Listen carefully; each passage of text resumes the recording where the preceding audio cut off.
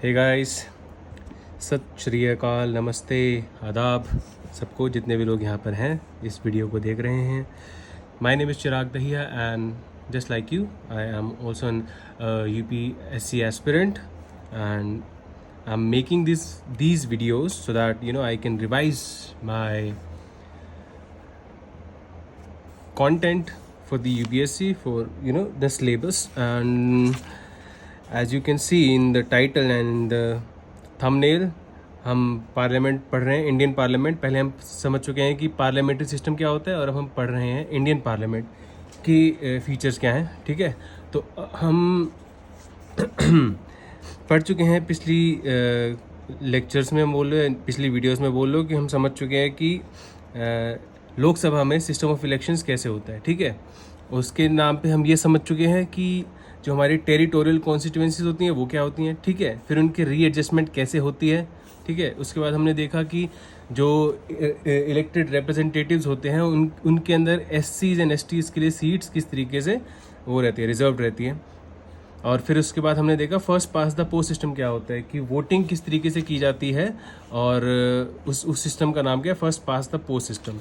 Alright, and फिर उसके हमने उसको थोड़ा सा हमने कंपेयर भी किया, कंपैरिजन भी किया उसका प्रोपोर्शनल सिस्टम से, proportional representation with single transfer of vote system. Alright, फिर उसके बाद हमने देखा दोनों हाउसेस का, जो हमारा राज्यसभा है और हमारा लोकसभा है, उनका ड्यूरेशन कैसा कैसा होता है। और फिर उसके बाद हमने देखा मेंबर्स ऑफ पार्लियामेंट। ऑलराइट, कि कोई भी अगर मेंबर ऑफ पार्लियामेंट बनना चाहता है, मेंबर ऑफ लोकसभा बनना चाहता है, मेंबर ऑफ राज्यसभा बनना चाहता है, तो वो कैसे बन सकते हैं। ठीक है, तो उसके लिए हमने सबसे पहले क्वालिफिकेशन देखी उनकी और डिस्क्वालिफिकेशंस देखी। और आज हम पढ़ने वाले हैं कि सीट्स, वेकेटिंग ऑफ सीट्स। ठीक है, कि in member of parliament vacates his seat.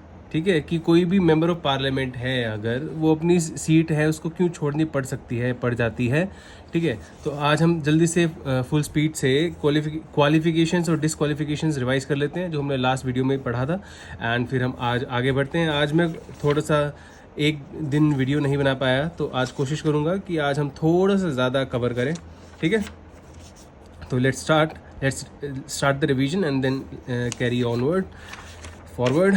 Okay, so qualification क्या है, the constitution lays down the following qualification for a person. So सबसे पहले ये चीज़ हमें यहाँ पर पता होनी चाहिए कि ये जो क्वालिफिकेशंस हैं एंड द डिसक्वालिफिकेशंस जो भी हैं, एक तो कॉन्स्टिट्यूशन ले डाउन करता है और उसके एंड में हर एक जो उसका प्रोविजन है या आर्टिकल है, उस आर्टिकल के अंदर वो कॉन्स्टिट्यूशन ये भी बोलता है कि इसके अलावा, इन क्वालिफिकेशन और डिसक्वालिफिकेशंस के अलावा जो भी और क्वालिफिकेशंस एंड डिसक्वालिफिकेशंस होंगी वो पार्लियामेंट बाय लॉ डिक्लेयर करेगा। ठीक है, तो अभी जो कॉन्स्टिट्यूशनल प्रोविजंस हैं सबसे पहले वो समझते हैं। ठीक है, तो लोकसभा हो या राज्यसभा हो, उनका मेंबर बनने के लिए सबसे प्राइमरी जो कंडीशन है that is they have to be the citizen of India. Alright, ठीक है, उसके बाद second, he must make and subscribe to an oath. ठीक है, जो ओथ है वो उन्हें क्या कहते हैं, सब्सक्राइब करनी पड़ती है। तो ये हमें पता है कि ये जो ओथ है ये कहाँ पर है, ये second schedule of the constitution में है। अगर किसी को शेड्यूल नहीं पता है क्या होते हैं तो हम आगे जाके पढ़ेंगे कि शेड्यूल क्या होते हैं, लेकिन उससे पहले मैं बस एक ब्रीफ दे देता हूँ कि शेड्यूल हमारी जो कॉन्स्टिट्यूशन है, ठीक है, उसके अंदर apart from the article, as in there are 395 articles, not exactly 395, उससे ज़्यादा आई गेस 425 आर्टिकल्स हैं, लेकिन इन नंबर ऑफ 395 ही हैं। ठीक है, और 300 अगर वो 395 आर्टिकल्स हैं तो उनके बीच में for example there is article 51 and then there is article 51A, like there is article 21 right to the fundamental right, the right to life and dignity। तो उसके बाद there is right to primary education which is article 21A। तो उसके बाद सीधा उन्होंने ऐसे नहीं किया कि सारे के सारे जैसे 21 आर्टिकल है तो उसके बाद आर्टिकल 22 है, तो आर्टिकल 22 उनको नया जोड़ना था अगर, तो आर्टिकल 22 नया जोड़ दिया और बाकी सारे सब्सिक्वेंट आर्टिकल्स को चेंज करना पड़ा। नहीं, उन्हें 22, 23, 24 या जितने भी हैं 368, 352, 356, 360 जितने भी आर्टिकल्स हैं वो सारे आर्टिकल्स उन्होंने वहीं रखे, उनके बीच में उन्होंने उसका पार्ट A कर दिया। ठीक है, article 21 and then article 21A। Alright, तो हाँ वो आर्टिकल्स हो गए हमारे, ऐसे ही हमारे स्केड्यूल्स हैं। और स्केड्यूल्स, अलग अलग स्केड्यूल्स में अलग अलग कंडीशंस या बातें दे रखी हैं। फॉर एग्जांपल शेड्यूल 1 में जितने भी स्टेट्स हैं और उनकी जितने भी यूनियन टेरिटरीज हैं उनकी बाउंड्रीज और उनके नेम दे रखे हैं। आर्टिकल 2 में सबकी ओथ्स एंड अफर्मेशन दे रखी हैं। आर्टिकल 3 में सैलरीज एंड अलाउंसेस दे रखी हैं, ठीक है। एंड आर्टिकल 4 में राज्यसभा की सीट्स दे रखी हैं। आर्टिकल 5 एंड आर्टिकल 6 में scheduled areas and tribal areas they रखे हैं। 7 में union list, state list and concurrent list and ऐसे सब्सिक्वेंट आर्टिकल्स हैं। सॉरी, तो हर एक आर्टिकल, सॉरी नॉट आर्टिकल, ऐसे ही मैं आर्टिकल बोल रहा हूँ इतनी देर से, no, schedule 1 2 3 4 5 till 12, alright. Schedule 1 to 12 में ऐसे अलग अलग कंटेंट मैटर है और वो हम जहाँ जहाँ पढ़ते हैं। आप फॉर एग्जांपल यहाँ पर हम पढ़ रहे हैं कि he must make and subscribe to an oath और affirmation before the person authorize by the election commission for this purpose, ठीक है। तो ये जो ओथ या अफर्मेशन है ये उनको कौन, इनकी जो ओथ है वो कहाँ लिखी हुई है, वो नॉट आर्टिकल, शेड्यूल 2 में लिखी हुई है, ओके। तो इस ओथ या अफर्मेशन में वो क्या बोलते हैं, ठीक है, वो they bear true faith and allegiance to the constitution of India and uphold the sovereignty and integrity of India, alright, ठीक है। He must be not less than 30 years of age for Rajya Sabha and not less than 25 years of age for in case of Lok Sabha, ठीक है। He must possess other qualification prescribed by the Parliament, ठीक है। यहाँ पर ये बोल दिया। मेरे ख्याल से this you know this oath is not present in the schedule 2, it's in the article only, ठीक है। For example, the oath and affirmation for President, Vice President, the Chief Justice of India, and I believe the ministers also, and the Chief Justice and judges of High Court, इन सब का जो oath and affirmation है वो हमारा Schedule 2 में है। For example, this oath is not in the schedule. This particular oath to bear true faith and allegiance is in a particular article। तो हम बेयर एक्ट की जो हमारी बुक है उसके अंदर जब हम उसको वहाँ पे कवर करेंगे तो देख लेंगे, इस चीज़ को कंफर्म कर लेंगे। बट फ़र्क नहीं पड़ता वो शेड्यूल 2 में है या यहाँ पर है, हमें ये वर्ड पता होने की चाहिए कि वो उनके जो ओथ एंड अफर्मेशन क्या है उसका कंटेंट क्या है, राइट। तो यहाँ पर जो two he must makes a constitution lays down the following qualification for a person, all right. A constitution lays down the following qualifications for a person to be chosen as member of the parliament, ठीक है। तो ये जो है ये person के लिए है, ये जो क्वालिफिकेशन है तो वो मेंबर ऑफ पार्लियामेंट बनने से पहले की इनकी ओथ एंड अफर्मेशन है। बाद की जब वो मेंबर ऑफ पार्लियामेंट बन जाते हैं या मिनिस्टर बन जाते हैं वो ओथ एंड अफर्मेशन अलग होती है, ठीक है। तो पहले भी, और ये इलेक्शन कमीशन अपॉइंट करता है, ठीक है, किसी को ऑथराइज करता है। तो अब हमारे जो पार्लियामेंट है बाय लॉ वो कैसे उन्होंने क्या क्वालिफिकेशन दी हुई है, ठीक है। तो parliament has laid down the following additional qualification in the representation of people act 1951। ये रिप्रेजेंटेशन ऑफ पीपल एक्ट, ठीक है, ये हमें पता होना चाहिए कि this kind of act exist, okay. और इसके अंदर अब हमारे क्या प्रोविजंस हैं। He must be registered as an elector for a parliamentary constituency, all right। तो यहाँ पर क्या है कि जैसे लोकसभा है, ठीक है, लोकसभा में इलेक्ट होने के लिए यू हैव टू तुम्हें खड़ा होना होता है किसी एक पर्टिकुलर पार्लियामेंट्री कॉन्स्टिट्यूएंसी से, ठीक है। ये एक कॉन्स्टिट्यूएंसी होती है जहाँ पे एक पर्टिकुलर पॉपुलेशन ऑफ पीपल होते हैं जिनको तुम रिप्रेजेंट करोगे जब तुम लोकसभा में इलेक्ट होकर जाओगे। तो उस पर्टिकुलर कॉन्स्टिट्यूएंसी में जो लोग हैं, जो वोटिंग बेस है, वोटिंग लिस्ट के अंदर जिन जिन लोगों का नाम है उसमें तुम्हारा भी नाम होना चाहिए, ऑलराइट, ठीक है। He must be registered as an elector for a parliament constituency. This is same in the case of both the Rajya Sabha and the Lok Sabha. The requirement that a candidate contesting an election to the Rajya Sabha from a particular state should be an elector in that particular state was dispensed with in 2003, ठीक है। In 2006 the Supreme Court upheld the constitutional validity of this change। तो इसके अंदर बस simply ये बोला गया है कि तुम उस पर्टिकुलर कॉन्स्टिट्यूएंसी से होने की ज़रूरत नहीं है, तुम किसी भी कॉन्स्टिट्यूएंसी की इलेक्टर लिस्ट में होने चाहिए। उसके बाद तुम किसी भी कॉन्स्टिट्यूएंसी से खड़े हो सकते हो। पहले राज्यसभा के लिए होता था कि तुम्हें उस ही कॉन्स्टिट्यूएंसी में होना है, ठीक है, तभी तुम उसी कॉन्स्टिट्यूएंसी की वोटिंग लिस्ट में होना है तुम्हारा नाम, तभी तुम उस कॉन्स्टिट्यूएंसी के लिए खड़े हो सकते हो। लेकिन 2000 में ये चीज़ खत्म हो गई और इसको 2006 में सुप्रीम कोर्ट ने अपहेल्ड भी कर दिया। ठीक है, सेकंड जो क्वालिफिकेशन जो पार्लियामेंट ने दी है वो क्या है, he must be a member of scheduled caste और scheduled tribe in any state और union territory if he wants to contest a seat reserve for them. ठीक है, however a member of scheduled caste और scheduled tribes can also contest a seat not reserve for them. ये तो बहुत simple सी चीज़ है, इसके अंदर कुछ बताने का या समझाने का है नहीं। अब डिस्क्वालिफिकेशन देख लेते हैं जल्दी से। Under the Constitution, a person shall be disqualified for being elected as a member of Parliament. Under the Constitution है, ठीक है। If he holds any office of profit, अब office of profit हमने पिछली वाली वीडियो में अच्छे से समझा दिया, तो उसको जाके देखना, ठीक है। Except that of a minister or any other office exempted by the Parliament. All right, तो पार्लियामेंट जो है एग्जेम्प्ट करता है कि पर्टिकुलर ऑफिस इसको जो इसके अंदर डिस्क्वालीफाई नहीं होंगे, ठीक है। If he is of unsound mind and stand so declared by the court. So ठीक है, तो सबसे पहला पॉइंट क्या है, ऑफिस ऑफ प्रॉफिट नहीं होना चाहिए, अनसाउंड माइंड नहीं होना चाहिए। और वो अनसाउंड जो माइंड है वो कौन डिक्लेयर करेगा, वो कोर्ट डिक्लेयर करेगा। ठीक है, ऐसे ही नहीं कि कोई किसी ने भी आके ऐसे एलिगेशन लगा दिया कि भाई ये बंदा पागल है, इसको हटाओ। ओके, थर्ड पॉइंट क्या है कि वो अनडिस्चार्ज इंसॉल्वेंट नहीं होना चाहिए, यानी कि वो डेट में नहीं होना चाहिए या उसने अपने आप को दिवालिया घोषित नहीं कर देना होना चाहिए। राइट, एंड फोर्थ पॉइंट क्या है, if he is not a citizen of India और has voluntarily acquired the citizenship of a foreign state और is under any acknowledgement of allegiance to a foreign state. ठीक है, तो basically वो citizen of India होने चाहिए। अगर नहीं है किसी भी तरीके से या अपनी सिटीजन होने के बावजूद अगर वो अपनी एलिजियंस किसी और को एक्नॉलेज कर रहे हैं, किसी और फॉरेन स्टेट को, ठीक है, तो भी वो इन एलिजिबल हैं फॉर और वो डिस्क्वालीफाई हो जाएंगे। फिफ्थ पॉइंट क्या है, if he is so disqualified under any law made by the parliament.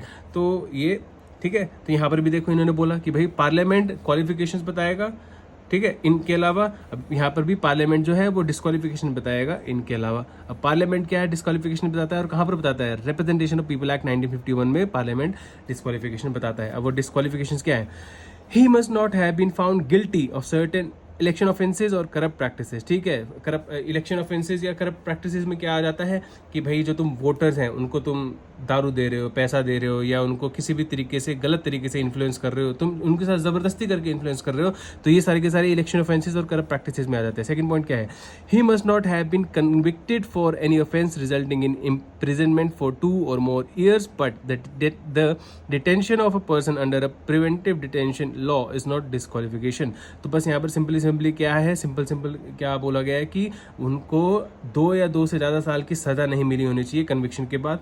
ठीक है, लेकिन अगर कोई बंदा प्रिवेंटिव डिटेंशन लॉ के अंदर है, डिटेन किया गया है, लास्ट वीडियो में मैं डिटेन वर्ड जो है वो मेरे को याद नहीं आ रहा था, ठीक है, तो he is not eligible. Okay, तो फर्स्ट क्या था कि भाई इलेक्शन ऑफेंसेस या करप्ट प्रैक्टिसेस उनको नहीं होनी चाहिए, गिल्टी नहीं होना चाहिए या उनको कन्विक्शन नहीं होना चाहिए, और उस कन्विक्शन के अंदर उनको 2 साल से ज़्यादा की सज़ा, 2 साल से ज़्यादा की सज़ा उनको नहीं मिलनी चाहिए। थर्ड पॉइंट क्या है, he must not have failed to lodge an account of his election expenses within the time.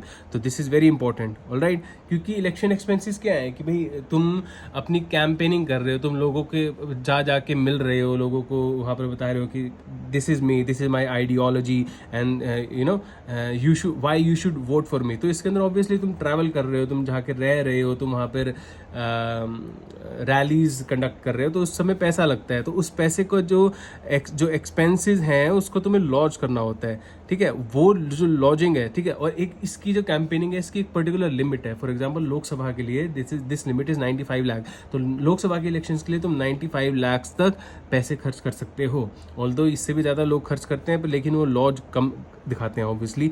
तो he must not have fail to lodge an account of his election expenses within the time. तो एक particular time देते हैं, ठीक है, उस time के अंदर उसको इलेक्शन एक्सपेंसेस अपने लॉज करने होते हैं। अगर वो नहीं करते तभी वो डिस्क्वालीफाई हो जाएंगे।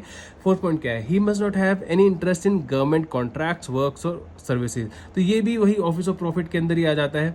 ठीक है, कि क्योंकि अगर तुम ऑफिस ऑफ प्रॉफिट है, अगर तुम्हारा कोई कोई तुम ऑफिस में, किसी ऑफिस में तुम काम करते हो, ठीक है, और वो ऑफिस एग्जीक्यूटिव जो है वो ओन करता है, ठीक है, या जो गवर्नमेंट है वो ओन करती है, या तुम कोई बिजनेसमैन हो apart from being the member of the parliament और द मिनिस्टर, और तुम कॉन्ट्रैक्ट्स लेते हो बड़े बड़े प्रोजेक्ट्स के लिए, ठीक है, तो वो अगर वो कॉन्ट्रैक्ट तुम्हें गवर्नमेंट दे रही है या वो जो ऑफिस है वो गवर्नमेंट ऑन कर रही है, तो वो ऑफिस ऑफ प्रॉफिट के अंदर आ जाता है, और that is not allowed. Okay, fifth point, he must not be a director or managing agent nor hold an office of profit in a corporation in which the government has at least 25% share।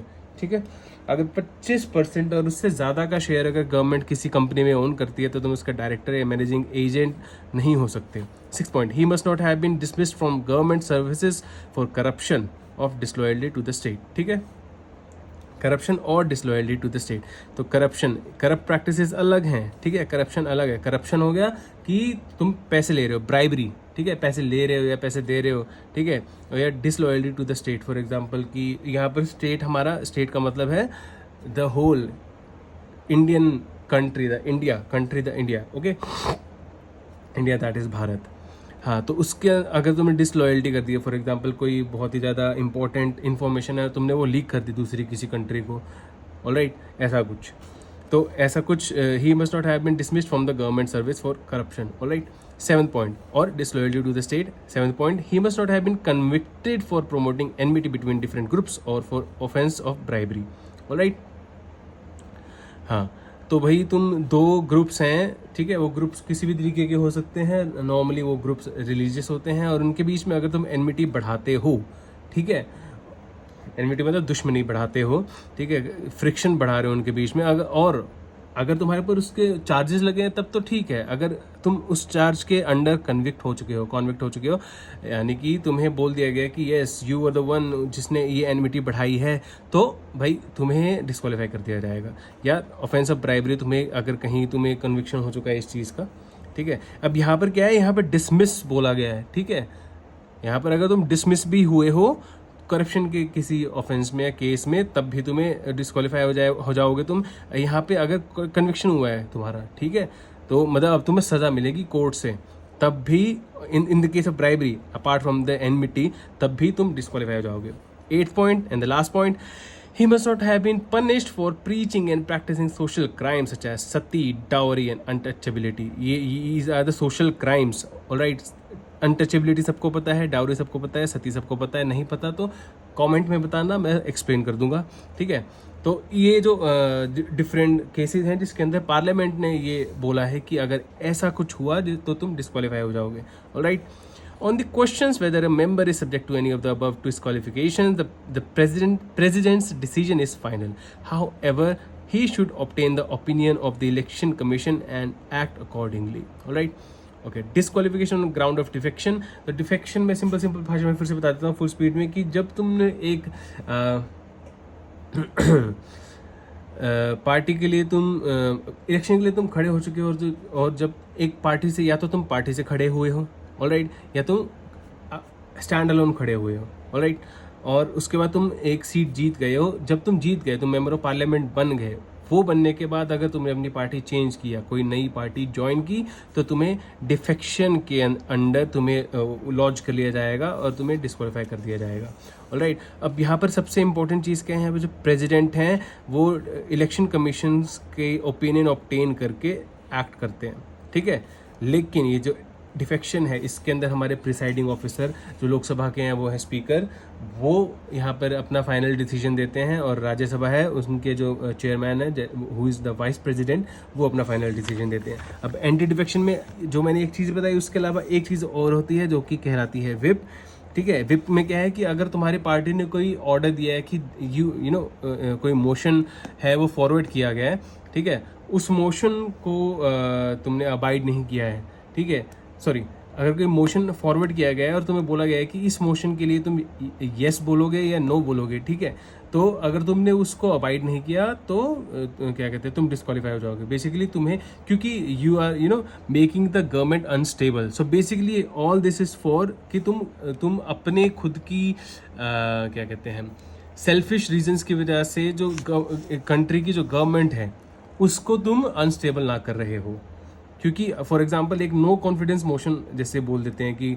जो लोग हैं जिन्होंने government form किया है उनके लिए no confidence motion आगे लाया गया है, ठीक है। और सबको बोला गया है, फॉर एग्जांपल बीजेपी पार्टी है, उनमें सबको बोला गया है कि भाई तुम सबको यहाँ पे नो बोलना है। ऑब्वियसली अगर CS बोलेंगे कि तुम्हारा गवर्नमेंट में कॉन्फिडेंस नहीं रहा है तो गवर्नमेंट जो है वो रद्द कर दी जाएगी, तो तुम्हें सबको नो बोलना है। पर लेकिन एक मेंबर है, उसने अगर क्या कहते हैं नो कर दिया, सॉरी अगर उसने येस कर दिया, ठीक है, तो बेसिकली उसने जो पार्टी की जो ऑर्डर था उससे अबाइड नहीं किया, ठीक है, तो उसको फिर डिस्क्वालीफाई कर दिया जाएगा। कौन करेगा? चेयरमैन कर सकता है या स्पीकर कर सकता है। Chairman in case of Rajya Sabha and speaker in case of Lok Sabha, ठीक है। लास्ट पॉइंट क्या है? If any nominated member joins any political party after the expiry of 6 months। तो एक नॉमिनेटेड मेंबर कहाँ होते हैं? हमारे राज्यसभा में होते हैं, 12 नॉमिनेटेड मेंबर होते हैं, ठीक है। और अलग अलग कैटेगरी से होते हैं वो, या तो उन्होंने सोशल सर्विस में कुछ अच्छा किया हो, या आर्ट, लिटरेचर या साइंस में कुछ अपने योगदान दिया हो, ठीक है। तो अगर वो चाहें तो वो कोई पार्टी ज्वाइन कर सकते हैं, लेकिन उनको ऐसे नॉमिनेट होने के विदिन 6 month उनको करना है। अगर उसके बाद वो ज्वाइन करते हैं, ठीक है, तो वो डिफेक्शन के अंडर आ जाएंगे, तो उनके लिए भी क्या कहते हैं ये जो हमारे चेयरमैन हैं और स्पीकर हैं वो फाइनल डिसीजन लेंगे। लेकिन लास्ट चीज़ क्या है? In 1992 the supreme court ruled that the decision of the chairman speaker in this regard is subject to judicial review. Judicial review क्या है? जब हम आर्टिकल 32 पढ़ेंगे तब हम समझेंगे जुडिशियल रिव्यू क्या है। उसके अलावा जब हम सुप्रीम कोर्ट पढ़ेंगे और हाई कोर्ट पढ़ेंगे तब भी हम समझेंगे कि जुडिशियल रिव्यू क्या है। चलो अब हम आगे बढ़ते हैं, 21 मिनट हो चुके हैं। Vacating of seats in the following cases a member of parliament vacates his seat, ठीक है। Double membership. A person cannot be a member of both houses of parliament at the same time. Thus, the Representation of People Act provides for the following. If a person is elected to both the houses of parliament, he must intimate within 10 days in which house he desires to serve. In default of such intimation, his seat in the Rajya Sabha becomes vacant. So यहाँ पर क्या बोल रहे हैं? सबसे पहली चीज़, ऐसा हो ही क्यों रहा है, ठीक है। ऐसा इसलिए हो रहा है क्योंकि एक जो कोई भी इंसान है उसको अलाउड है कि वो दो कॉन्स्टिट्यूएंसी से खड़ा हो सकता है, ठीक है। तो मान लो कि वो 2 कॉन्स्टिट्यूएंसी से खड़ा हो गया और एक कॉन्स्टिट्यूएंसी से वो राज्यसभा के मेंबर बन गए, एक कॉन्स्टिट्यूएंसी से वो लोकसभा के मेंबर बन गए। अब चाहे वो क्या कहते हैं, मान लो कि वो दो लोकसभा से के लिए भी खड़े हुए हैं, दोनों कॉन्स्टिट्यूएंसी जो है लोकसभा के लिए ही हैं, तब भी वो दोनों कॉन्स्टिट्यूएंसी में जीत गए, ठीक है। तब भी ऑब्वियसली उनको एक ही वो, अब 2 सीट्स तो वो होल्ड नहीं कर सकते, तो तब भी उनको एक सीट छोड़नी पड़ेगी। लेकिन इन केस वो एक सीट उनकी राज्यसभा की है, एक सीट उनकी लोकसभा की है, तो उनको 10 दिन के अंदर अपना डिसीजन देना होगा कि भाई वो किस हाउस का पार्ट बनना चाहते हैं। और अगर वो नहीं दे पाते हैं तो ये बाय डिफ़ॉल्ट ये माना जाएगा कि उन्होंने राज्यसभा की सीट जो है वो छोड़ दी है, ठीक है। If a sitting member of one house is also elected to other house, his seat in the first house becomes vacant, ठीक है। सिंपल सी बात है कि एक हाउस में कोई बंदा है जो इलेक्टेड है, वो मेंबर है पार्लियामेंट का और उस हाउस का, अगर वो दूसरे हाउस का अगर मेंबर बनता है तो सिटिंग मेंबर है, ठीक है, वो ऑलरेडी उस हाउस का पार्ट है, लेकिन उस हाउस का पार्ट होते होते वो दूसरे हाउस का पार्ट बनते हैं, ठीक है। तो ये बाय डिफ़ॉल्ट माना जाएगा कि भाई वो उन्होंने पहले हाउस की जो मेंबरशिप है वो छोड़ दी है। Third point, if a person is elected to 2 seats in a house, he should exercise his option for 1. Otherwise, both seats become vacant. This is nice. तो अगर कोई बंदा है, ठीक है, कोई रिप्रेजेंटेटिव ऑफ द पीपल है जो दोनों सीट जीत गया है, तो उनको he should exercise is option for 1। उनको एक सीट अपनी चुननी होगी, दूसरी सीट छोड़नी होगी, अदरवाइज उनकी दोनों जो सीट्स हैं वो वेकेंट मानी जाएंगी। Similarly, a person cannot be a member of both the parliament and the state legislature at the same time. If a person is so elected, his seat in parliament becomes vacant if he does not resign his seat in the state legislature within 14 days. ठीक है, तो 14 दिन के अंदर अगर कोई member है parliament का और स्टेट लेजिस्लेचर का भी बन जाता है, ठीक है, तो उनको 14 डेज़ के अंदर वो सीट छोड़नी होगी स्टेट लेजिस्लेचर की, अदरवाइज उनकी पार्लियामेंट की जो सीट है वो छूट जाएगी। तो डबल मेंबरशिप बेसिकली नहीं हो सकती, ठीक है, सिंगल मेंबरशिप ही अलाउड है। तो इस तरीके से this is the first provision, जिस तरीके से सीट जो है वो छूट सकती है। नाउ द सेकेंड, डिसक्वालिफिकेशन, तो हमने डिसक्वालिफिकेशन के बेसिस देख लिए थे यहाँ पे। ये सारे पार्लियामेंट्री रीजंस हैं, सॉरी कॉन्स्टिट्यूशनल ये डिसक्वालिफिकेशंस हैं, सॉरी कॉन्स्टिट्यूशनल क्वालिफिकेशंस हैं, एंड देन कॉन्स्टिट्यूशनल क्वालिफिकेशंस हैं, एंड देन पार्लियामेंट्री क्वालिफिकेशंस हैं, एंड देन कॉन्स्टिट्यूशनल डिसक्वालिफिकेशंस हैं एंड पार्लियामेंट्री डिसक्वालिफिकेशंस हैं। उसके अलावा हमारा एंटी डिफेक्शन लॉ है जो शेड्यूल 10 में आता है। ऑलराइट, शेड्यूल 2 की भी हमने बात की, पर हम ये जो ओथ्स एंड अफर्मेशंस हैं ये कंफर्मेशन इसकी हम आगे की वीडियोस में ले लेंगे कि ये जो पर्टिकुलर यहाँ की जो ओथ एंड अफर्मेशन है, जो इलेक्शन कमीशन जो कमिट कराती है, ठीक है, वो ऑथराइज कराती है, वो कहाँ पर रहता है। ठीक है, तो डिस्क्वालिफिकेशन जो हमने देखी यहाँ पर, ठीक है, ये ठीक है, तो इसके under if a member of parliament becomes subject to any of the disqualifications specified in the constitution, his seat becomes vacant. Here the list of disqualification also includes the disqualification on the grounds of defection under the provisions of the 10th schedule of the constitution. ठीक है, अब third point resignation. ठीक है, सबसे पहला क्या है, double membership नहीं हो सकती। सेकंड क्या, disqualification on the constitutional provisions and the parliamentary provisions, and apart from that the 10th schedule which is the anti defection।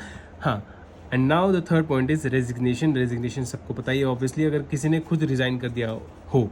A member may resign his seat by writing to the chairman of Rajya Sabha और speaker of the Lok Sabha as the case. ये जो यहाँ पर अगर किसी को confusion हो रहा है कि चेयरमैन या स्पीकर कौन है, तो यहाँ पर सबसे पहले एक वर्ड है वो समझ लो कि they are the presiding officers of the respective house. और प्रिसाइडिंग ऑफिसर क्या है, मतलब वो जो ROP एंड COB है, मतलब rules of procedure and conduct of business जो होता है, ये मतलब कि कैसे जो अपना जो हाउसेज हैं, जो लोकसभा हाउस है और राज्यसभा हाउस है, वो अपने कैसे दिनचर्या जो है वो जो उसके मेंबर्स हैं वो कैसे बिताएंगे, वो कंडक्ट कराते हैं ये चेयरमैन और स्पीकर।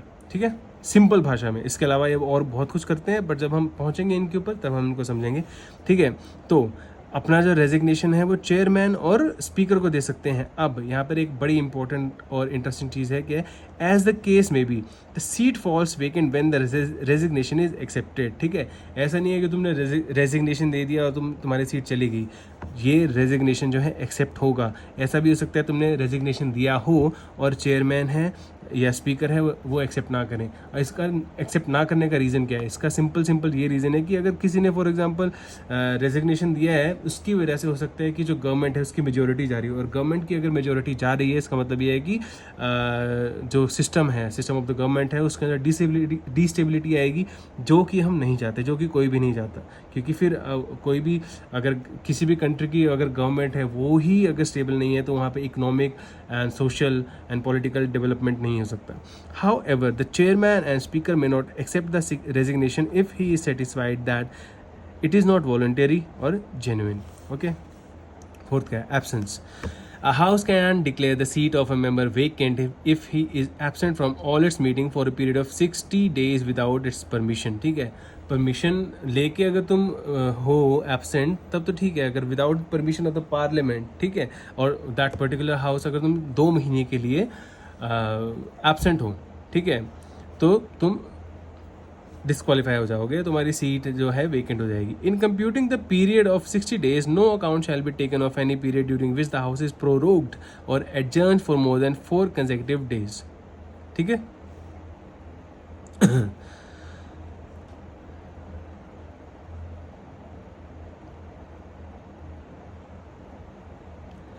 हाँ, तो अगर 4 फॉर मोर देन, तो 4 से ज़्यादा दिन के लिए अगर हाउसेज जो हैं, ठीक है, राज्यसभा हो गया है, लोकसभा हो गया, अगर उनको एडजर्न किया गया है या प्रोरोग किया गया है, प्रेसिडेंट करते हैं प्रोरोग, ठीक है, तो अगर उनको ऐसा किया गया है 4 दिन से ज़्यादा के लिए, अगर वो सेशन में नहीं है, तो तब उनकी जो एब्सेंस है उसको काउंट नहीं किया जाएगा। ऑलराइट, 5th पॉइंट क्या है, अदर केसेस। ठीक है, ये तो मेन केसेस हो गए। अगर कोई एब्सेंट है, कोई रेजिग्नेशन दे दिया है किसी ने, अगर वो डिस्क्वालिफिकेशन अगर किसी की हो जाती है, उसके अलावा ड्यूल अगर मेंबरशिप कर लेते हैं कोई। अब लास्ट पॉइंट क्या है, other cases. A member has to, इसको थोड़ा सा हम ऐसे कर लेते हैं। ऑलराइट,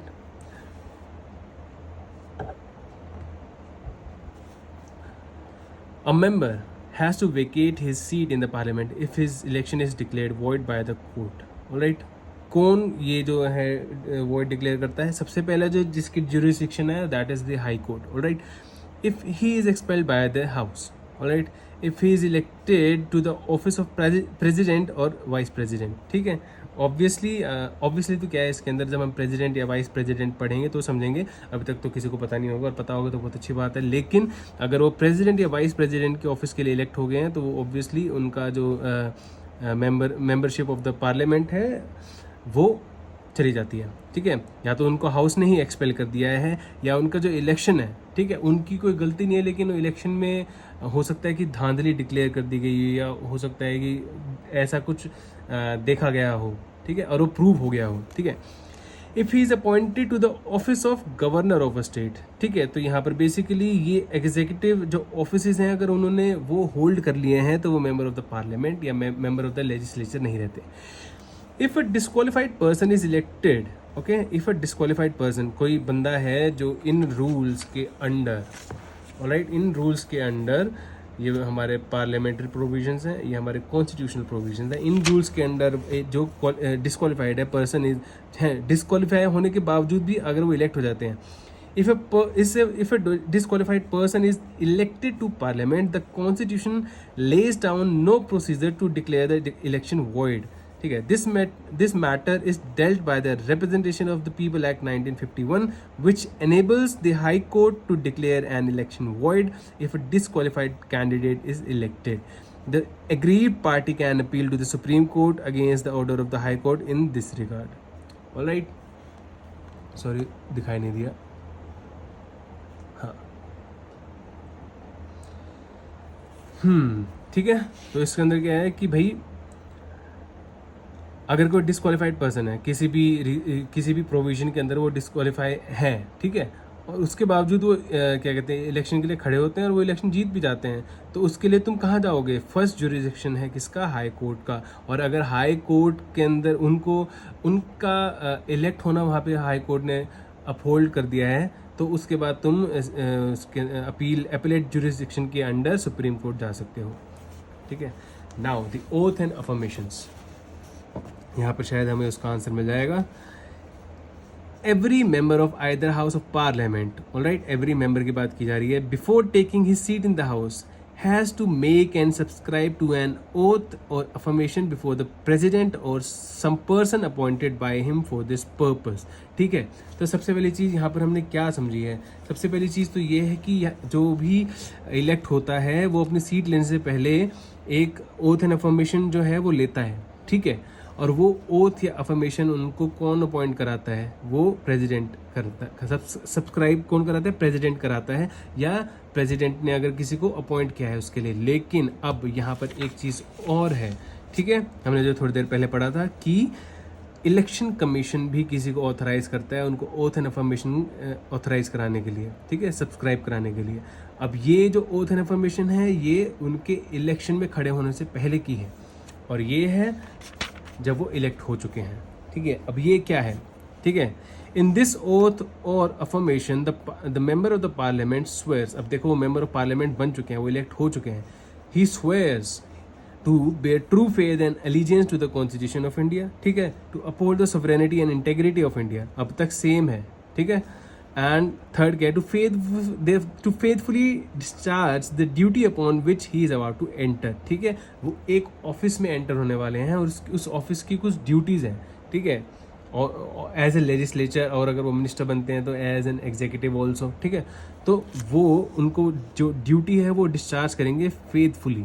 ठीक है, तो unless a member takes the oath, he cannot vote and participate in the proceedings of the house and does not become eligible to parliamentary privileges and immunities. ठीक है, a person is liable to a penalty of 500 rupees for each day he sits or votes as a member in house in the following conditions: before taking and subscribing to prescribed oath or affirmation, और ठीक है, मतलब अगर उन्होंने अपनी oath जो है, ठीक है, वो उन्होंने सब्सक्राइब नहीं किया है, और उसके या तो वो वोट नहीं कर सकते हैं, ठीक है, और पार्लियामेंट्री जो सिटिंग्स हैं उनके अंदर वो नहीं बैठ सकते हैं। लेकिन अगर वो बैठते हैं और वोट करते हैं तो हम उनको हर हर दिन के लिए 500 रुपीज़ का फ़ाइन देना होगा, ठीक है। उसके अलावा 500 रुपीज़ का फ़ाइन वो कब देंगे? when he knows that he is not qualified or that he is disqualified for its membership, ठीक है। तो बेसिकली अगर वो बाय चांस लेट से कि यहाँ पर डिस्क्वालिफाइड पर्सन थे, ठीक है, और वो इलेक्ट हो गए और वो वहाँ पर बैठे हैं, ठीक है, और उनका जो केस है वो हाई कोर्ट या सुप्रीम कोर्ट में जाके वो लड़ रहे हैं, और उसके बाद अगर वो डिस्क्वालिफाइड जो है डिक्लेयर हो जाते हैं बाय द सुप्रीम कोर्ट और द हाई कोर्ट, तो जितने दिन वो पार्लियामेंट में बैठे हैं, ऑलराइट, और उसके हर एक दिन के लिए उनको 500 रुपीज़ का फ़ाइन देना होगा। थर्ड क्या है? When he knows that he is prohibited from sitting और voting in the house by virtue of parliamentary law, ठीक है, किसी भी लॉ, ठीक है, एनी पार्लियामेंट्री लॉ, वो उसके under, for example let's say कि सिटीजनरी ही नहीं है उनकी, और उसके बावजूद वो वहाँ पर बैठे हैं और वोट कर रहे हैं, ठीक है, सिर्फ बैठना भी, तो वो 500 रुपये का उनको फाइन देना होगा फॉर एवरी डे, ठीक है। नाउ हम देखते हैं salaries and allowances, alright. Members of either house of parliament, ठीक है, are entitled to receive such salaries and allowances as may be determined by the parliament, ठीक है, पार्लियामेंट ही डिटरमाइन करेगी सैलरीज एंड अलाउंसेज, ठीक है। And there is no provision of pension in the constitution, however parliament has provided pension to the members, ठीक है।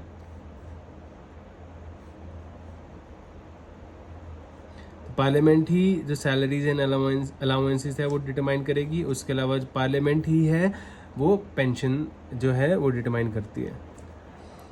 इन 1954, ठीक है, the parliament enacted salaries allowances and pension of members of parliament act, ठीक है।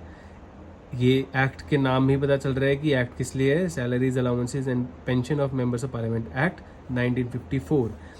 इन 2018 the salaries of members was increased from 50,000 to 1 lakh per month, and the constituency allowances from 45,000 to 70,000 per month, and the office expenses allowance from 45,000 to 60,000 per month. Earlier in 2010, the daily allowance was increased from 1,000 to 2,000 for each day of residence on duty.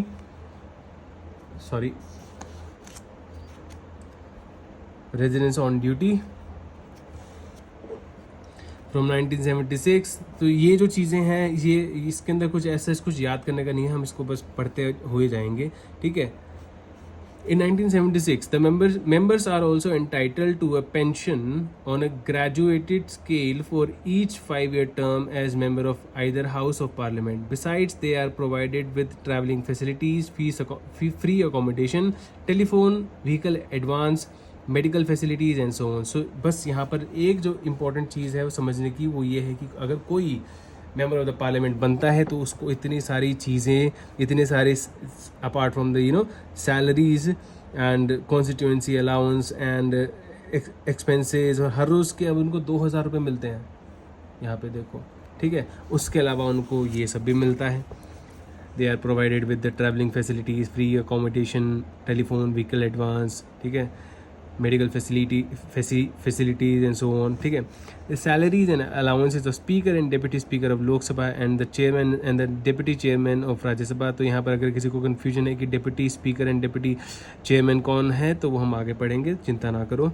Are also determined by the parliament, तो parliament इनकी salaries and allowances भी determine करता है। They are charge on the consolidated fund of India and these are not subject to the annual vote of the parliament. तो यहाँ पर एक चीज़ यहाँ पे फ़र्क है, ठीक है, क्या, तो यहाँ पर मैं इसके अलावा ये और बता रहा हूँ। तो speaker and deputy speaker and chairman and deputy chairman, president and chief justice of India, ठीक है, and I don't know about the other जजेस, maybe they are also included in this, and ठीक है।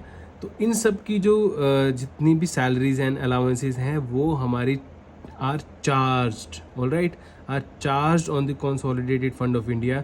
इसका मतलब क्या है कि वो उनकी जो सैलरीज हैं वो डिस्कस नहीं की जा, वो सिर्फ डिस्कस की जा सकती हैं पार्लियामेंट में, वो वोट नहीं किया जा सकता उनके ऊपर, ठीक है। पार्लियामेंट उनके ऊपर वोट नहीं कर सकता। पार्लियामेंट की आप सिंपल भाषा में बोल सकते हो, इतनी अथॉरिटी नहीं है कि वो इन लोगों को कितने पैसे मिलने चाहिए, because these people are just tad bit above. And obviously president की सैलरी कौन, लेजिस्लेचर प्रेसिडेंट की जो हेड ऑफ द स्टेट है, ठीक है, लेजिस्लेचर उनकी सैलरी बताएगा उनको, और उसके ऊपर वो वोट करने का या रखने का हक रखेगा, ठीक है। एक तो ये लॉजिक है। और सेकंड लॉजिक ये है कि भाई ये लोग जो हैं, फॉर एग्जांपल अगर जैसे लेट्स से लोकसभा में चेयरमैन हमारे स्पीकर हैं, ठीक है, अब जो मेजॉरिटी है, ठीक है, वो गवर्नमेंट बना के बैठी हुई है, ठीक है, वो कोई पॉलिसी लाती है, तो लेट्स से कि उसके अंदर हमारे स्पीकर ही हैं, वो उनका इसके अंदर फाइनल वोट आ जाता है, कास्टिंग वोट, कि उनका वोट अब डिसाइड करेगा कि वो जो पॉलिसी है या वो बिल है वो एक्ट बनेगा या नहीं, ठीक है। तो अगर पार्लियामेंट के पास अगर ये पावर है कि वो स्पीकर की जो सैलरी है या अलाउंसेस जो उनको मिलते हैं वो उसको वोट करके डिसाइड कर सकती है, ठीक है, कम या ज़्यादा कर सकती है, तो ऑब्वियसली जो स्पीकर है उनको डर लगा रहेगा कि यार मैं अगर इनके फेवर में अपना वोट नहीं दूंगा तो ये मेरे सैलरी के अंदर छेड़छाड़ कर सकते हैं। तो इस रीज़न की वजह से यहाँ पर जो हमारे प्रेसिडेंट हैं, वाइस प्रेसिडेंट हैं, चीफ जस्टिस ऑफ इंडिया हैं, ताकि चीफ जस्टिस ऑफ इंडिया जो हैं वो बिना न्यूट्रल होके, बिना बायस के वो अपना जो वर्डिक्ट हैं वो दे सकें, अपना जजमेंट जो है वो दे सकें। ऐसे ही जो हमारे स्पीकर हैं और जो चेयरमैन हैं वो भी अपना हाउस की प्रोसीडिंग्स बिना बायस हुए एंड न्यूट्रल होके प्रोसीड करवा सकें। इसलिए इनकी जो सैलरीज हैं are charged and are not made on the consolidated fund of India, and thus are not subject to the annual vote of the parliament. They can be discussed but they cannot be voted upon. All right. In 1953 the parliament enacted the salaries and allowances of officers of parliament. All right, officers की बात की जा रही है, ठीक है। In 1953 the parliament enacted the salaries and allowances of officers of the parliament act. Under this act, officer of parliament means any of the following officers, namely the chairman, the deputy chairman, the chairman, deputy chairman of Rajya Sabha, the speaker and the deputy speaker of Lok Sabha. All right. In 2018 the parliament increased the salary of chairman of Rajya Sabha from 1.25 lakh to 4 lakhs per month. You see, similarly other office of the parliament, that is the speaker and the deputy speaker of Lok Sabha and the deputy chairman of the Rajya Sabha are entitled to receive a salary per month at the same rates as are payable to the members of the parliament. All right. तो यहाँ पर बस एक फ़र्क है कि राज्यसभा के जो चेयरमैन है उनकी जो सैलरी है वो क्या है, 4 लाख पर मंथ है, लेकिन जो हमारे स्पीकर हैं, डेप्यूटी स्पीकर हैं और लोकसभा के और जो राज्यसभा के डेप्यूटी चेयरमैन हैं उनकी एज पर उनकी जो सैलरीज हैं, अलाउंसेज हैं वो सेम ही रहती हैं same as the other members of the parliament. ऐसा क्यों है? क्योंकि जो हमारे राज्यसभा के जो हमारे चेयरमैन होते हैं वो हमारे वाइस प्रेसिडेंट होते हैं। Alright. Further, each officer of parliament other than the chairman of the Rajya Sabha is entitled to receive a daily allowance for each day during the whole of his term at the same rate as is payable to the member of the parliament. ठीक है, any member of the parliament. Also, each officer of parliament, all right, each officer of parliament other than the chairman of the Rajya Sabha is entitled to receive a constituency allowance at the same rate as is payable to the member of parliament. ठीक है, तो यहाँ पर हमने ये देख लिया कि उनको डेली अलाउंस जो होगा, ठीक है, और कॉन्स्टिट्यूएंसी अलाउंस जो होगा वो चेयरमैन ऑफ द राज्यसभा के अलावा बाकी सबको सेम मिलेगा as any other members of the parliament. According to the same act, which act? Parliament, the salaries and allowances of the officers of the parliament act 1953। The sumptuous allowance is paid to the Speaker of Lok Sabha at the same rate as payable to the cabinet minister. Okay, that is 2,000 per month. Likewise, the sumptuary allowance, ठीक है, sumptuary allowance is paid to the Deputy Speaker of Lok Sabha and the Deputy Chairman of Rajya Sabha at the same rate as payable to the Minister of the State. ठीक है।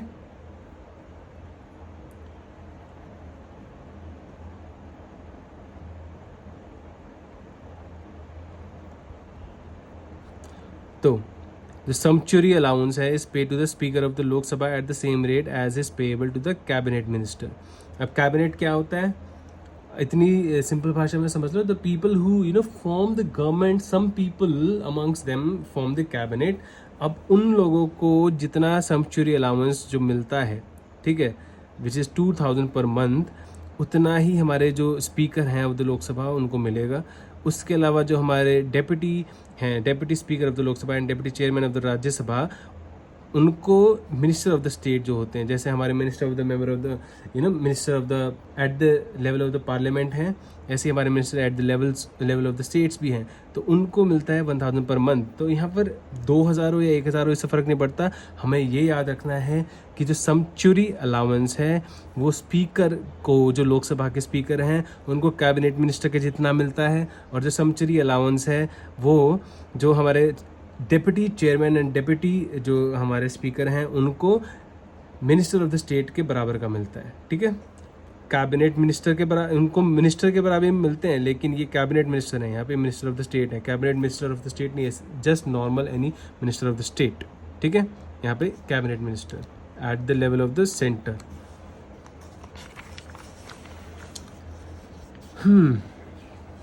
अब हम आ जाते हैं presiding officers कौन होते हैं.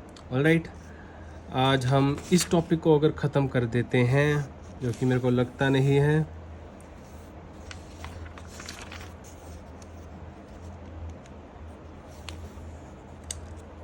हम आज 15 मिनट और कोशिश करेंगे पढ़ने की, और उसके बाद आज के सेशन को ख़त्म करेंगे. ठीक है, तो who is a presiding officer? All right, each house of parliament has its own presiding officer. There is a speaker and a deputy speaker for Lok Sabha, and a chairman and a deputy chairman for Rajya Sabha, a panel of chairperson for Lok Sabha and a panel of vice chairpersons. All right, for Rajya Sabha is also appointed. अब ये vice chairpersons क्या या chairpersons जो हैं ये क्या है, ठीक है, ये भी हम समझेंगे. तो सबसे पहले प्रिसाइड, वो जो भी सेशंस हैं उनको प्रिसाइड करते हैं. मतलब वो ये मान लो कि तुम वो लीड करते हैं, वो डायरेक्ट करते हैं कि फॉर एग्जांपल वो बोलेंगे कि भाई जैसे एक कोई टीम होती है, उसके अंदर एक लीडर चाहिए होता है ना, कि सबको बताने के लिए, जिसको सारे लोग सुनते हैं. ठीक है, जिनको जो कुछ बोलेगा तो सारे लोग उसको मानेंगे, उस ग्रुप में, उस टीम में. तो that is where the presiding officer of this team, the Lok Sabha और द राज्यसभा सिट्स. ऑलराइट, तो अब हम जो प्रिसाइडिंग ऑफिसर ऑफ लोकसभा है उनकी बात करते हैं. उनको क्या कहा जाता है? उनको स्पीकर कहा जाता है. ठीक है, इलेक्शन एंड टेन्योर क्या है स्पीकर का? The speaker is elected by the Lok Sabha from amongst its members as soon as may be after its first sitting.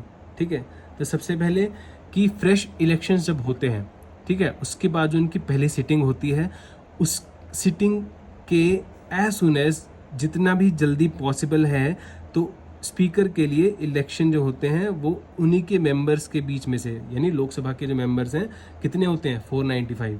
Alright, उन्हीं में से इलेक्ट होते हैं. Whenever this office of speaker falls vacant, the Lok Sabha elects another member to fill the vacancy. ठीक है, the date of election of speaker is fixed by the president. ठीक है, तो प्रेसिडेंट जो है वो स्पीकर की इलेक्शन की जो डेट है वो फिक्स करते हैं. जब उनके जो ऑफिस है वो खाली हो जाती है, तो नया जो उनका इलेक्शन होगा तो वो प्रेसिडेंट बताएंगे कि भाई इस डेट को ये इलेक्शन होना है. Usually the speaker remains in office during the life of the Lok Sabha. ठीक है, यूजुअली बोल रहे हैं, यूजुअली यानी कि अगर लोकसभा की जो लाइफ है, फॉर एग्जांपल ये टेन्योर जो लोकसभा का है वो 5 ईयर्स है, तो 5 ईयर्स तक हमारे स्पीकर जो हैं वो रहते हैं. पर लेकिन usually however he has to vacate his office earlier in any of the following 3 cases. ठीक है, if he ceases to be member of Lok Sabha. ठीक है, अगर वो लोकसभा के मेंबर ही नहीं है. ठीक है, दूसरे देशों में तो ऐसा करते हैं, फॉर एग्जांपल इन यूके, कि उनको मेंबरशिप उनको छुड़वा देते हैं, so that he becomes neutral. ही अपनी जो उनकी अगर किसी पार्टी की से भी वो आए हैं, तो उनकी अगर उस पार्टी की तरफ कोई भी बायस है, तो उनको उनका टेन्योर है वो कंफर्म किया जाता है कि भाई तुम अपनी सीट से नहीं हटाए जाओगे, तुम अपना काम as a presiding officer of this house करो, तुम अब नहीं हो उस पार्टी के मेंबर जिसकी मेंबर बन के तुम इस इलेक्ट होकर मेंबर ऑफ द पार्लियामेंट बने थे। लेकिन इंडिया में ऐसा नहीं है। He ceases to be a member of, if he ceases to be member of Lok Sabha, ठीक है, तो उनको अपना जो ऑफिस है वो वेकेट करना पड़ेगा। If he resigns by writing to the deputy speaker, तो यहाँ पर हमें सबसे पहले क्या चीज़ पता चली कि अगर वो रेजिग्नेशन देते हैं जो स्पीकर हैं तो वो किसको देंगे, डेप्यूटी स्पीकर को। If he is removed by a resolution pass by the majority of all the then members of the Lok Sabha, that is an effective majority. ठीक है, तो हमारी मेजोरिटीज़ होती है, एक हमारी होती है स्पेशल मेजोरिटी, एक होती है सिंपल मेजोरिटी और एक होती है इफेक्टिव मेजोरिटी। ठीक है, तो इफेक्टिव मेजोरिटी क्या होती है, all the then members of the Lok Sabha. ठीक है, जितने भी उस टाइम मेंबर्स हैं, 495 मेंबर्स हैं, ठीक है, लोकसभा में, तो उतने जो उसमें of the if he is removed by resolution pass by the majority of all the then members, यानी कि 50% जो लोग हैं, 495 का 50% क्या होगा, ठीक है, यानी कि 248 जो मेंबर्स हैं। ठीक है, if he is removed by resolution pass by majority of all the then members of the Lok Sabha, यानी कि 248 मेंबर्स। ठीक है, 495 का आधा तो होगा 247.5, बट आधा तो हम काट नहीं सकते किसी इंसान को, तो 248 members. Such resolution can be moved only after giving 14 days advance notice, तो सबसे पहली बात 14 दिन का एडवांस नोटिस दिया जाएगा किसको, प्रिसाइडिंग ऑफिसर को, लोकसभा के। Who is that, the speaker. ठीक है, उनको अगर जो लोकसभा है वो उनको रिमूव करना चाहती है तो रिमूव कर सकती है 14 दिन का नोटिस देकर, और उसके बाद अपनी इफेक्टिव मेजोरिटी से वो स्पीकर को है वो रिमूव कर सकती है। उसके अलावा वो अपने रेजिग्नेशन से डिप्टी स्पीकर को अपना रेजिग्नेशन दे के वो वेकेट कर सकते हैं, या if he ceases to be a member of the Lok Sabha. ठीक है, अदरवाइज वो अपना जो ऑफिस है वो होल्ड करते हैं कब तक, जब तक लोकसभा उसमें है, सेशन में है। ठीक है, when a resolution for the removal of the speaker is under consideration of the house, he cannot preside at the sitting of the house, तो he may be present। ठीक है, तो वो प्रिसाइड नहीं कर सकते, अगर उनको रिमूव ही करना चाह रहे हैं लोकसभा के मेंबर्स तो वो उन सिटिंग्स को प्रिसाइड नहीं कर सकते, वो वहाँ पे हो सकते हैं लेकिन वो प्रिसाइड नहीं करेंगे। ठीक है, however he can speak and take part in the proceedings of the house at such time and vote in first instance, though not in case of an equality of votes. Okay, ठीक है, तो वो vote भी कर सकते हैं और take part in the proceedings भी कर सकते हैं। ठीक है, लेकिन वो कास्टिंग वोट नहीं डाल सकते। ठीक है, अब वो ऑब्वियसली कास्टिंग वोट का उनके पास हक तभी है जब वो प्रिसाइडिंग ऑफिसर है। अब उनको उस जो पोस्ट है उससे हटाने की कोशिश की जा रही है तो वो अपना कास्टिंग वोट नहीं डाल सकते। ठीक है, it should be noted here that when ever the Lok Sabha is dissolved, alright, the speaker does not vacate his office and continues till the newly elected Lok Sabha meets। Alright, तो ये चीज़ जो है ना ये बहुत इंपॉर्टेंट है, क्या कि भाई फॉर एग्जांपल अगर देखो अगर 5 साल का टेन्योर है जो लोकसभा के मेंबर्स हैं उनका, ठीक है, तो 5 साल बाद तो उनको डिसॉल्व होना ही है, फ्रेश इलेक्शंस होंगे और नए मेंबर्स आएंगे। ठीक है, लेकिन अगर उससे पहले वो जो लोकसभा है वो डिसॉल्व हो जाती है तो तब भी जो स्पीकर हैं, ठीक है, जो प्रिसाइडिंग ऑफिसर है वो अपना ऑफिस वेकेट नहीं करेंगे। अब चाहे वो 5 साल बाद डिसॉल्व हो या बीच में कहीं डिसॉल्व हो, जब तक नई जो लोकसभा की जो है वो एस्टैब्लिश नहीं होती है और उनका फर्स्ट जो मीटिंग नहीं होती है तब तक वो अपना जो सीट है वो वेकेट नहीं करेंगे। तो when ever the Lok Sabha is dissolve the speaker does not vacate his office and continues till the newly elected Lok Sabha meets for the first time. Alright, ठीक है, तो हमने स्पीकर ऑफ द लोकसभा के बारे में ये चीज़ें समझ ली एंड जल्दी से हम ये समझ जाते हैं कि रोल, पावर्स एंड फंक्शंस क्या है। या आज हम इतना ही रखते हैं बिकॉज ये बहुत लंबा हो जाएगा, क्योंकि ये यहाँ तक है और ये इनफैक्ट यहाँ तक भी नहीं है, ये यहाँ तक है। तो ये 54 मिनट्स ऑलरेडी हो चुके हैं एंड अगर हम इसको करेंगे तो 1 घंटे से ज़्यादा खिंच जाएगा, तो इतना हम नहीं कर सकते या नहीं करेंगे आज। So that is it. आज मेरे को मज़ा आया पढ़ाने में, आज हमने काफ़ी सारा पढ़ा।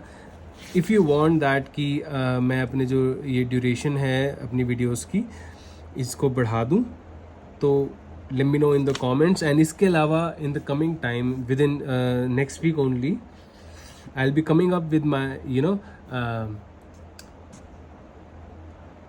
जोग्राफी, ऑलराइट, फिजिकल जोग्राफी के सेशंस यही सेम तरीके से ऐसे ही पढ़ते पढ़ते हम उसको पढ़ेंगे और समझेंगे।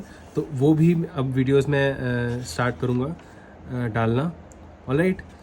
तो आज हमने वेकेटिंग ऑफ सीट्स कैसे होती है वो देखा, ठीक है। हमने देखा ओथ्स एंड अफर्मेशंस जब वो इलेक्ट हो जाते हैं, मेंबर बन जाते हैं तब, और हमने सैलरीज एंड अलाउंसेस को समझा, किस किस तरीके की उनको सैलरी मिलती है, उनको क्या क्या बेनिफिट्स मिलते हैं, ठीक है।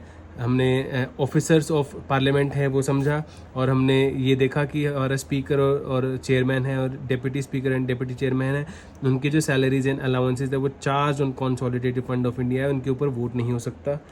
उसके अलावा जो हमने सैंक्चुरी अलाउंस है उसके बारे में यहाँ पर जाना कि सैंक्चुरी अलाउंस जो हमारे स्पीकर ऑफ द लोकसभा है वो सेम है as payable to the cabinet minister, लेकिन सैंक्चुरी अलाउंस जो हमारा deputy speaker and deputy chairman है उनको किसी भी स्टेट के जो मिनिस्टर होते हैं उनको जो मिलता है उसके बराबर होगा, ठीक है। उसके अलावा हमने आज हमारे जो स्पीकर हैं उनके बारे में जाना, ठीक है, वो किस तरीके से उनको या वो जो उनकी सीट है वो वेकेट होती है, ठीक है, और उनका जो ऑफिस है वो कब तक होल्ड करते हैं, ठीक है, ये बहुत इंपॉर्टेंट चीज़ है, ठीक है। उसके अलावा आप रोल, पावर्स एंड फंक्शंस हैं, हम अगली वीडियो में पढ़ेंगे और समझेंगे। And till next time all the best, take care and पढ़ते रहो। एंड इन केस कोई इन वीडियोस को देखता है, थोड़ी सी मेरी वीडियोस अभी बिखरी हुई हैं, and this because this is the first time I am doing this thing, and it's solely for the purpose that I am able to revise my stuff, but I know that if I'm doing this I should be able to do this in a more smoother fashion, so that जो अगर in case किसी इनमें से किसी videos को सुन भी रहे तो उसको भी समझ आए। एंड मैं कोशिश तो ये करता हूँ, लेकिन अगर नहीं आता तो प्लीज़ बेयर विद मी, धीरे धीरे ये भी ठीक हो जाएगा। और अगर आपको लगता है कि हाँ नहीं ऐसा कुछ नहीं है, सब कुछ बढ़िया है, तो that also let me know in the comments. And till next time keep studying and take care. बारिशें बहुत हो रही हैं फ़िलहाल नॉर्थ इंडिया में, तो ध्यान रखें, पढ़ते रहें। See you next time, all the best.